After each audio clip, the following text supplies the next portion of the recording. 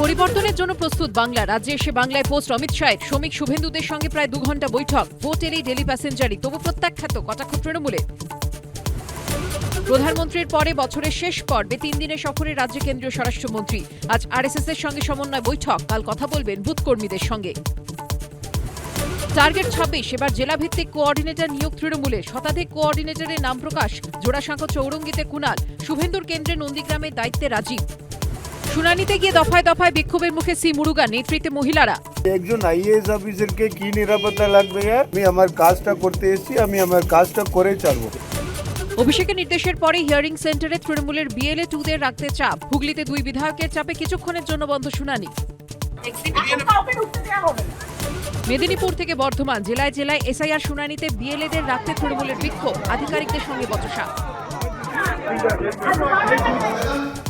SIR শুনানি নিয়ে তপ্ত আবহের মধ্যেই আজ ফের রাজ্যে আসছেন জ্ঞানেশ ভারতী। সব জেলা শাসকের সঙ্গে শুনানি নিয়ে বৈঠক ডেপুটি নির্বাচন কমিশনারের। বহুতলে ভোট কেন্দ্রের বিষয়েও নজর। দীঘার জগন্নাথ ধামের পরে নিউ টাউনে দুর্গা অঙ্গন শিলান্যাস করলেন মুখ্যমন্ত্রী। জানুয়ারিতে মহাকাল মন্দিরের ভিত্তিপ্রস্তর স্থাপন। অ্যাপিজমেন্ট করি না, সর্বধর্ম সমন্বয়।